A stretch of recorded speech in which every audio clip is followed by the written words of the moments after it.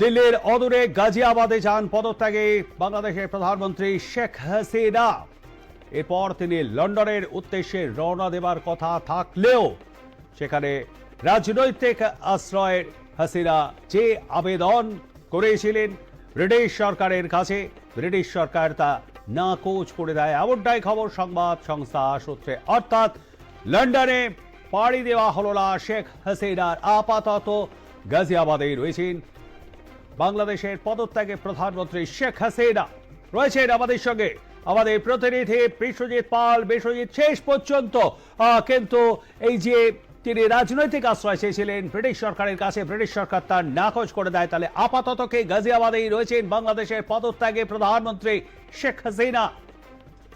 দেখো, একেবারেই ঠিক। আমরা যেটা দেখলাম যে বিকেল প্রায় 5:20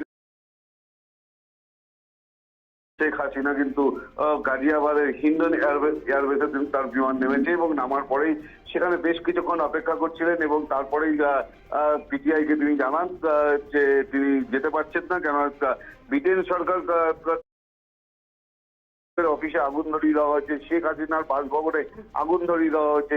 সমস্তটা নিয়ে কিন্তু বাংলাদেশ এই মুহূর্তে উত্তাল এবং পাশাপাশি শেখ হাসিনাও কিন্তু তিনি জানতে চাইছেন যে এই মুহূর্তে বাংলাদেশের কি পরিস্থিতি এবং সেখানকার মানুষজনদের সাথে তাদের যারা সহকর্মী তাদের সঙ্গে যোগাযোগ রাখার চেষ্টা করছেন শেখ হাসিনা। এবং পাশাপাশি আওয়ামী লীগের যারা নেতা রয়েছেন এবং তারা কোথায় রয়েছেন, এই মুহূর্তে কিরকম অবস্থা রয়েছেন সেটাও কিন্তু জানতে চাইছেন, এমনটাও কিন্তু আমরা সূত্র মারফত জানতে পারছি। কবি, একদমই তাই। ধন্যবাদ আমাদের সঙ্গে থাকবার জন্য বিশ্বজিৎ। কথা বলছিলাম আমাদের প্রতিনিধি বিশ্বজিৎ পালের সঙ্গে এবং তার থেকে আপনারা বিস্তারিত শুনলেন। রাজনৈতিক আশ্রয় নেবার যে আবেদন ব্রিটিশ সরকারের কাছে জানিয়েছিলেন মুজিব কন্যা শেখ হাসিনা, বাংলাদেশের পদত্যাগে প্রধানমন্ত্রী শেখ হাসিনার সেই আবেদন খারিজ করে দিয়েছে ব্রিটিশ সরকার। আপাতত গাজিয়াবাদে রয়েছেন শেখ হাসিনা।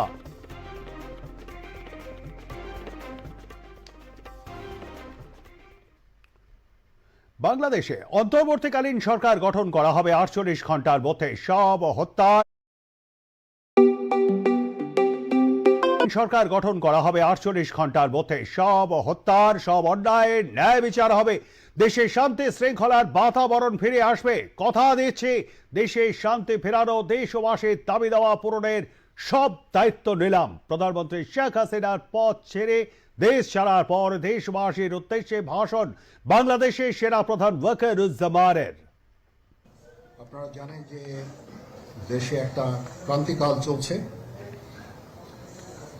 আমি সমস্ত রাজনৈতিক দলের নেতৃবৃন্দকে এখানে আমন্ত্রণ করেছিলাম, ওনারা এখানে এসেছেন। আমরা একটা সুন্দর আলোচনা করেছি।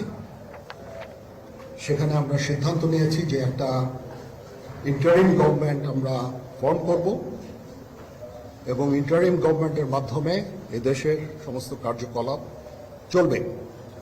আমরা এখন মহামান্য রাষ্ট্রপতির কাছে যাব যে এই ইন্টারিম গভর্নমেন্ট ফর্মের ব্যাপারে ওনার সাথে আলোচনা করে আমরা একটা ইন্টারিম গভর্নমেন্ট ফর্ম করে দেশ পরিচালনা করব। আমি আপনাদের কথা দিচ্ছি, সমস্ত হত্যা, সমস্ত বিচার আমরা করব। আপনারা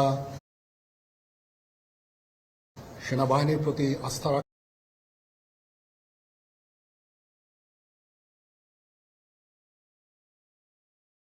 রাখেন, সশস্ত্র বাহিনীর প্রতি আস্থা রাখেন। আমি সমস্ত দায় দায়িত্ব নিচ্ছি, আপনাদের জানমাল, এবং আপনাদেরকে আমি কথা দিচ্ছি যে আপনারা আশাহত হবেন না। ইনশাল্লাহ আপনাদের যত দাবি আছে সেই দাবিগুলো আমরা পূরণ করব এবং দেশে একটা শান্তি শৃঙ্খলা ফিরিয়ে নিয়ে আসব। গত মাসখানেক ধরে শুধু আন্দোলনই দেখেছে এই দেশ। 5ই আগস্ট সেই আন্দোলন পর্বেরই হয়তো পরিসমাপ্তি হলো। ফের ঐতিহাসিক সন্ধি করে পড়শি দেশ বাংলাদেশ।